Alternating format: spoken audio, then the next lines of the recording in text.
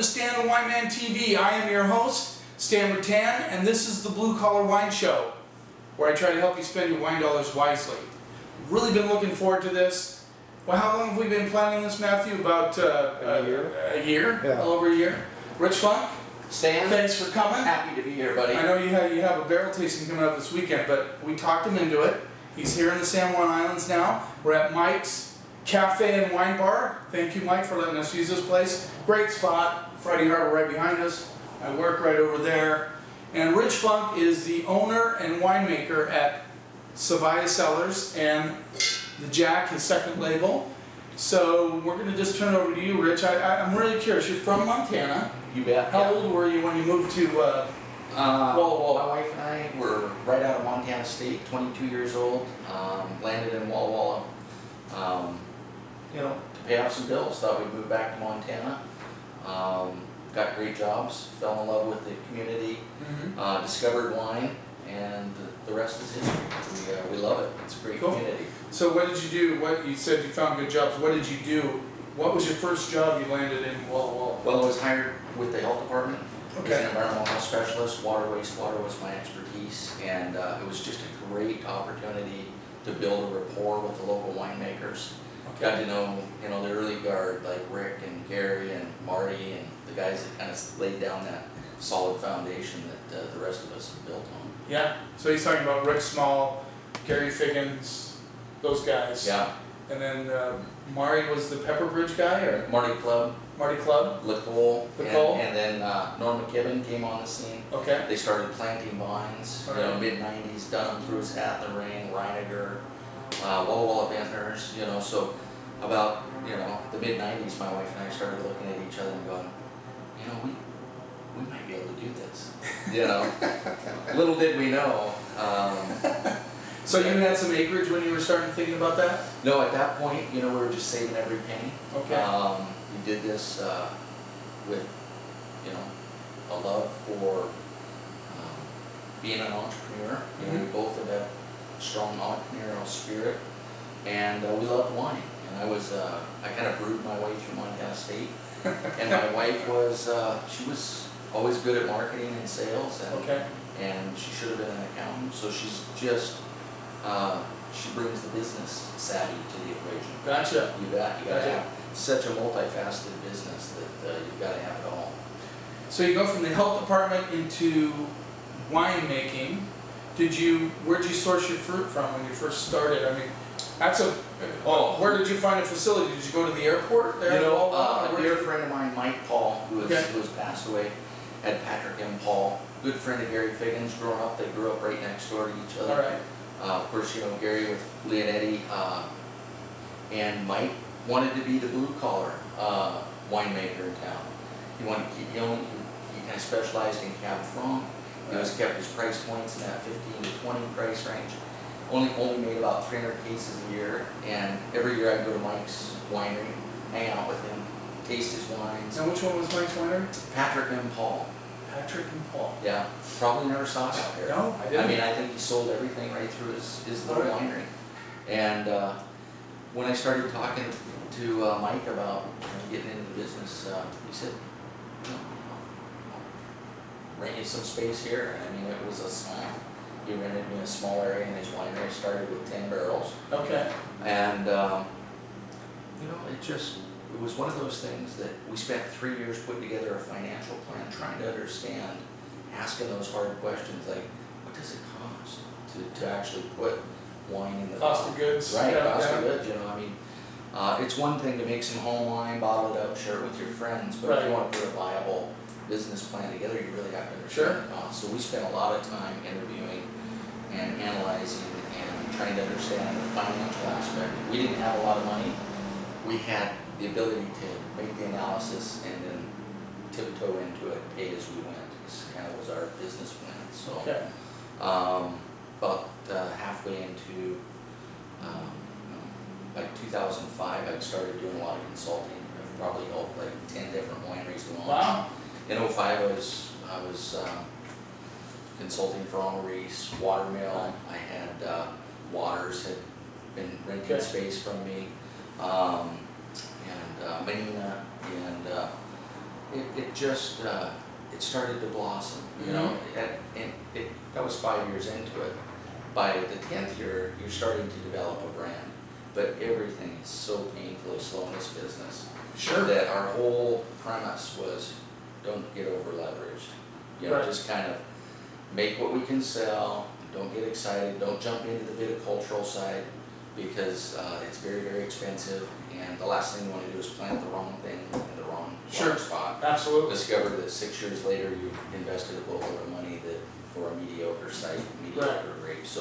So early in the game, our whole focus was partnering with guys who had great sites. And get to know people who were doing the right thing. You know, my first job, I worked with Mike Janik, my first harvest. Okay. That was a huge break for me. Mike opened the door to Red Mountain. My first year, my Syrah was from Red Mountain. Gotcha. I couldn't even find grapes my first vintage in Walla Walla. In 2000, Oh. I couldn't get my hands on the fruit. Walla Walla was so hot back in 2000. Yeah. Oh yeah, everything was just being soaked up. So I went to some farmers who were dear friends of mine, but you know, at that point I was looking for a partner. The Brown family, Ron and Leonard Brown, who were farming 1,500 acres of apples, and asked them if they'd be interested in planting some grapes, and invited them down to the cellar to taste the wines, and they thought, your wines are good, but we're apple farmers, we're really not interested in planting grapes. Gotcha. And I kept begging them, you know, come on down, try these wines. And after a couple years of that, I got a call out of the blue one day, and they said, you know, we're taking out 10 acres of red delicious apples, and what would you like us to plant? And not only that, it was right next to the very first block of Cabernet planted at Seven Hills. Oh. So this was a proven site. I Gotcha. mean, you know. So you told them to plant some cab. Yeah, we put 6 acres of Cab, an acre of Merlot, Cab Franc, Petit Verdot, and Malbec. Gotcha. And then based on that first vineyard planted in 02, we've subsequently planted another 25 acres in that area. Gotcha. So this that's is the Brown family vineyards. This isn't the Brown family, this is Watermill. Okay. So in 05, they asked me to help them launch Watermill Wine. Gotcha. So it's been an amazing partnership with them. They have over 100 acres of vines, 50 acres of which come to our portfolio. And then they've also made it possible for us to purchase some ground around there, the primo vineyard ground that now we're starting to plant. Nice. And we only have 7 acres planted right now, but we're going to plant another 10 in the spring. And about 5 years ago, Leonard Brown, who's the head viticulturalist for their family, my best friend,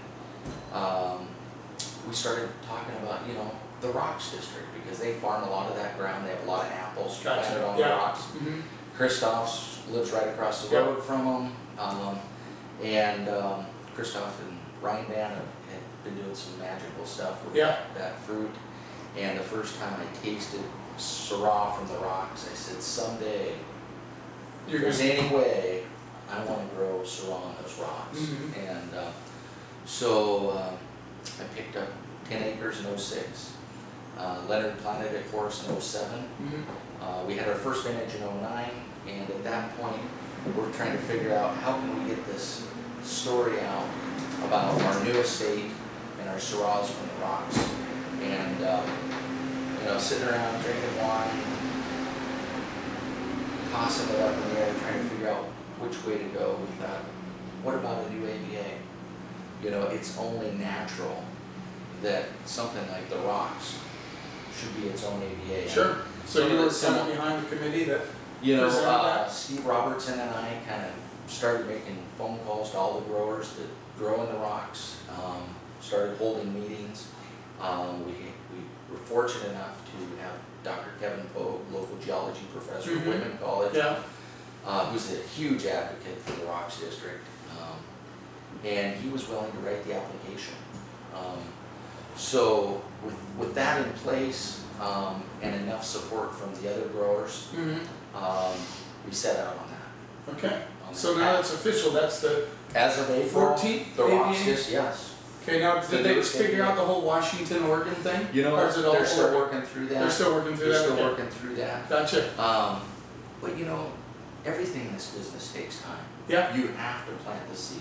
Yeah. And then you have to give it a 10-year window Gotcha. to grow Right. and develop and blossom. And so, you know, in 5 years, we're gonna have the same conversation, and hopefully we'll have some exciting new information. You know, Yeah. an AVA just doesn't happen. It's not like you just start a winery. Sure. It's not like you just start an AVA. I mean, Right. it Yeah. takes time. So, Yeah. but this is a special piece of the earth. It's the only AVA in the United States. It's of one soil type. Okay. That being the Milton Freewater Berry Cobbly Loam series. It's 3,000 acre alluvial fan that was put down since the last ice age. So it's all Gotcha. new cobbles that have been blasted out of the Blue Mountains. And That's very cool. I think it's, of all the AVAs I've seen come to the picture, some of them don't make sense, you know, there's some that are, you know, very, you just wonder why, but this one makes sense to me. Yeah. And it's still part of the Columbia Valley AVA, the bigger Columbia Valley AVA? You bet. Well, Yeah. it's within the Walla Walla Valley, so we call it the Rocks District. Sure. And No, I love it. I think it's very important for people to understand that AVAs, in a lot of cases, define a terroir. And in this case, I'm very curious, so I'm very excited to try this wine. well, That's it. That'll mess up my palate big time. okay, all right, We will get to it. all right. I want to try it. This is my baby. I know, I can tell. I'm excited. Now, just a brief synopsis. You started out your first vintage came out in 2000, Yes, and you started out 300 cases. you bet. You're up, you told me, to 20,000 cases now. Yeah. When did you decide, because a lot of wineries stop at like 5,000. I think it was Luke Bradford that told me from Saviah Cellars. Told me that you really have to hit 15,000 to really make that leap. When did you decide that that was something you wanted to do? You know, you just kind of keep analyzing the situation. It's not something there's a set formula. I mean, our initial game plan was to grow to about 5,000, keep it all high end. Okay. But we soon realized that we needed a value wine in the game, in the Gotcha. equation. I mean, if you want to have partners in the distribution world, you have to offer something that is people are willing to take home and drink every day of the week. Right. And $30 wines, you know, What's they don't fly off the shelves. You know, a lot of times they're a hand sell. And so we started looking at the opportunity to enhance our upper tier by declassifying some of the stuff that, you know, Gotcha. it's good wine. Didn't make a cut for the big boys. Exactly, it's all hand picked, So- all hand sorted. So when did you start the Saviah line? Well, the Saviah was right out of the. I mean, not the Saviah, the Jack line. The Jack. I can't remember actually. The first vintage was 03. 03, so it didn't Yeah. take you long to get to that Jack line. Right. It was one of those things that blew up. I mean, I met up with Unique Wine Company. Mm-hmm. They became my distributor, and I said, you know, I'd really like to get. Our story is all about our kind of a book that was written by my Mhm. wife's great grandmother called The Gift of Little Things. Right. Saviah. She was the 7th generation to use the name Saviah. Okay. And her husband was Jack. All right, so they Okay. married in 1911, and we always wanted, you know, we want to tell a story. Sure. You know, it's so much easier to share your passion and your excitement for something if you have a tangible story that's meaningful. Absolutely. And, Absolutely. So the Jack is your wife's grandfather. That's right. Okay. And so I went to Scott Murphy and I said, is there any way we could, you know, what are your thoughts on introducing a red table wine? I wanted to do Merlot because year in, year out, Washington Merlot ripens. It's wildly planted. Yeah. You can Mhm. put a solid Merlot in the bottle every vintage. And so if you're going to start out with a red table wine and blend in a little Malbec, Petit Verdot, Cab, the other odds and ends that don't make the blend, the cut for our two Mhm. upper tier Bordeaux's, Merlot had to be the base. base, so that's what we started with. The Jack Red blend The is Jack Red, predominantly. I'd always been Merlot. 85 to 88% Merlot. Okay. But here's the deal, you know, Sideways was hidden about the first time. Oh, yeah. About the time that we introduced that, and we were going to put Merlot on the label, and we backed out. We said, Good you for know you. what? This is not the time to introduce a value price Merlot.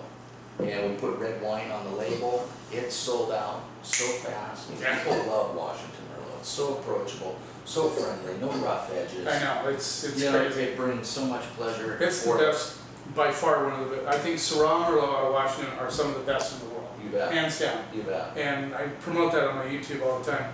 But we're going to the Jack Cabernet Sauvignon. Right. So that was the next. The Your next next step. step, okay? Let's get a So- little zoom and tell me where to go here. These run at $15 normally. That good? Up? Okay, we got Matthew from Unique here helping out. Thanks, Is Matthew. that You're good? welcome. Don't adjust that power button. There's no focus on that. I can't get it. Just let it sit for a minute. It'll focus itself. Is it focusing? Yeah. Okay. There we go. Thank you. All right. It's been a long time since you helped me out on one of these. Yeah, it has.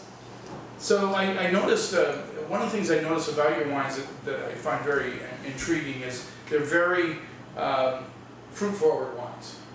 And I'm not saying they're jammy or over the top, Right. but they're very fruit-forward, which is a good, you know, when you're trying to get people to drink your wines, that's a good place to go. Absolutely. Is that your particular passion for wine? Do you like that style?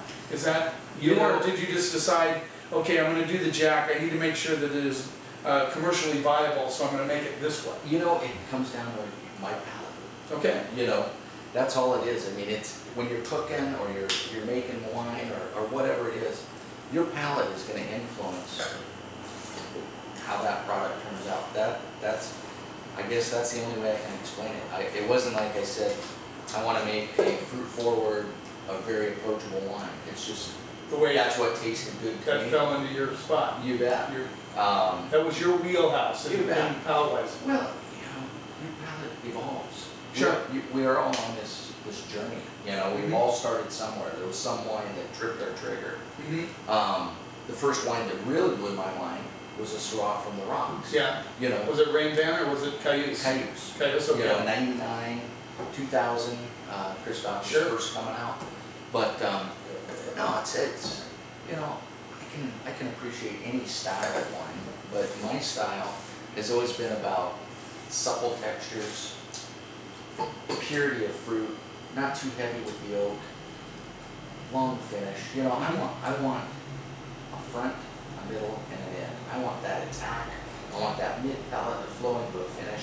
So it's all about blending something that I think people are gonna, you know, you'll catch them once on a nice label like the Jack was something that really out of the gate people were like calling us, hey, that's a great label. Mm-hmm. I mean, but they kept buying the wine Right. because they Because like it's it. good wine. It's good wine. So it's got great balance, it's got good fruit, it is certainly not over the top. I like the cherry kind of cassis sort of, I get a nice tobacco element coming through on it too, which is really a big thing to me. I love that Certainly. tobacco underneath You'll see that in a lot of our wines. and a little bit of spice Mhm. on the back end. And I get a little, you know those candy cherries you put in the fruit cakes, those, Yeah, kind of that maraschino. Yeah, or candy, Hershey, maraschino. kind of that Hershey. it's not candy, but it got a little bit of that on the backside. A little bit of that Hershey. I sell a ton of it.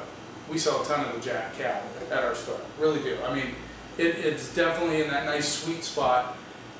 You know, there's some wines, there's one wine, very prominent Washington winemaker, that I find to be so sugar-fied that it's just like, it's not a cab. Right. And this is what I like about this, it's a cab, but it's got that good fruit. I think it's an excellent effort for Well, thank $50. you. Thank you. I mean, the Jack is made the same way we make all our wines. They're hand-picked, hand-sorted. They're done in small 1.5 ton fermenters. They're all kept separate. Everything that goes into the Jack comes from small lots. I mean, it ends up being a monster to put these blends together. Yeah? We go through, we take the cream of the crop, that's going to go in our reserve Saviah wines, yeah. and our Cabernet. All right. And then we end up with all this beautiful Cabernet left that is a lot of estate fruit, you know. that's what the impetus was behind the Jack Cab. We had all this Cabernet that we planted coming online, and you know. I think that's an excellent business plan. I think Jet just did that with the Scarlet Red. You're familiar with steel wines? Oh, absolutely. Yeah. You came out with the Scarlet Red. It's very reasonably priced. It's all the fruit. If you've ever seen this barrel, it's ridiculous. But I'm sure that he decided he went non-vintage, so he could take juice from different barrels and blend it. And he's come up with this really excellent, like the Jack, wine that he's never had before. This is a $12 wine. Sure. That really rocks because he's taking one that he's not using for his steel label and putting it in there. Still the same fruit. Right. But it just, it's a cool, I love it when wineries do that, so what Rich is telling you is this is the same stuff that he puts in Saviah, just didn't make the cut for that, and some of it actually might make the cut. You just, sure. You just reached your production Right. level, and I had 20 barrels of this, and I can only use 10 of it in one of my upper tier blends, so 10 of those barrels end up in that. all right, let's take a quick look at this label. So this rolls in, what did we say, $30. And I love Cab Franc, and Yeah. Cab Franc was very difficult when we started out to source. There just wasn't much Cab Franc planted, and a lot of it was planted in spots where its feet were a little wet, and it was a little herbaceous. Herbaceous, yeah. And so it took 5 years to get to the point where I felt like we had a strong enough portfolio of Cab Franc that we could do a varietal. Okay. We wanted to do a varietal Cab Franc right out of the gate. I love Cab Franc.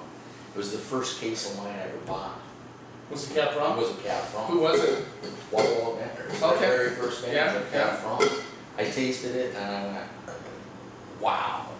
And but it was tough to source. The early 2000s. Now there's quite a bit of Cab Franc. There's more and more, Yeah. and we have planted some great sites. This is 2 estate vineyards, and then there's a third vineyard called Summit View, which is part of this new project in the Walla Walla Valley called the Saviah. I don't know if you've heard of it, but it's high elevation, and so we've got 3 different terroirs that we're blending back into this, and it's a beautiful wine. I'm very happy with it. 11 cool vintage Cab Franc at that time that Ang developed. Right. These, Well, this is a tertiary. 13, and 13 I know I've tasted a lot. I think 13's an excellent vintage. Yeah, Um, yeah. This Cab Franc is actually 11, and 13 is like stark contrast to 11. In fact, in 2011 we had 70% of our fruit still on the vine November 1st. oh yeah. So it was the coolest vintage ever, and No, there's no, I get zero herbaceousness in there. Maybe a little bit of, I get a little salal leaf thing right at the back end, but very little, incredibly complex. In fact, the first time Matthew tasted me on this, about 1.5 years ago, I brought it right into the store. Excellent Cab Franc. I love Cab Franc, especially when you do it in this style. You bet. If you want herbaceous, you go to the Loire Valley. yeah, If you want, Bernard Baudry is one of my it favorites. doesn't have to be that way, and this is a good expression of the way Cab Franc can be. Right. And I just love the balance on this. Good acid, good fruit, nice long finish. I'm still tasting this stuff. Ageability on that's going to be ridiculous. Yeah, that's going to be a pretty one. You give that another 5 years, aromatically, those tertiary aromas will explode. It's gonna. That's one for the cellar for sure. Got a little bit of rose petal, a little bit of bark on the backside. This is a great bottle of wine. Great bottle of wine. Thank you. A lot of mocha chocolate on right up. I got a real mocha chocolate hit on the backside of that. All right, now we're going to go to your pride and joy here. Sorry, I had a red side line. Coming off of Cab Franc. Does that hurt you to see somebody dump your? Oh, absolutely not. What hurts? Here's what hurts. It would hurt Here's me. when they rinse with water. Oh, You know, to a winemaker, you'd be like, but wait a minute, that's got 2% water.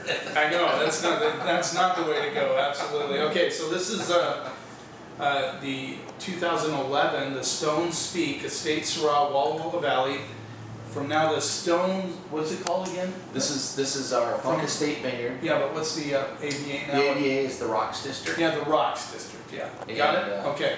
And this rolls in at 55. Sammy Hagar. Sammy Hagar. This is the Sammy Hagar wine. So this is, you know, we talked about this earlier. It's just one of these wines that is a place. I mean, I love wines that express the dirt that they were grown in. Right. I could give this, I could sell this fruit to 10 different winemakers. They could all go back, do their thing. We could put them on this table, blind taste them, and you would see that terroir shine. Absolutely. In every one of them. Doesn't it piss you off when people argue about terroir? Right. It pisses me off. Right. It's like, really? I mean, you don't have to prove that the vines can transfer dirt up into the vines. It's just on the wine. It just is. Actually, a prominent Washington winemaker said to my group that you're going to address tonight, but they were much smaller back then, said terroir doesn't mean anything. And I shot out, I go, wait. You put a Chablis in a lineup of Chardonnay, you can't tell me don't know that's a Chablis. Right. And that kind of made him back up. And then the next time he came up again to do another event with us, and all he could talk about was terroir. And I'm like, that's kind of weird. I think everyone has to go through that, that process. Some people get it right out of the gate when The violence on this is amazing. Excuse me. No worries. When I first tasted a Syrah from the Rocks, I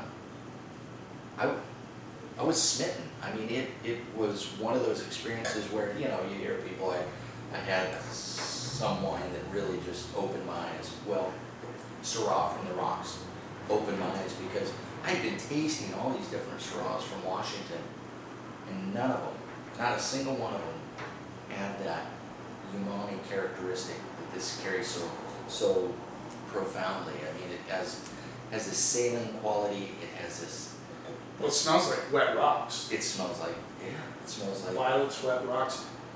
I get a lot of strawberry blueberry. It's almost like somebody took rocks and crunched them up and threw them in a bunch of strawberry blueberry pie with a little bit of seared meat yeah. on top and on. Yeah, a little bit of violets coming through. It's like we walked into a delicatessen in April when A Flintstones delicatessen. But no, I mean it has it's the complexity. All right, we got to taste this. I'm very, very excited.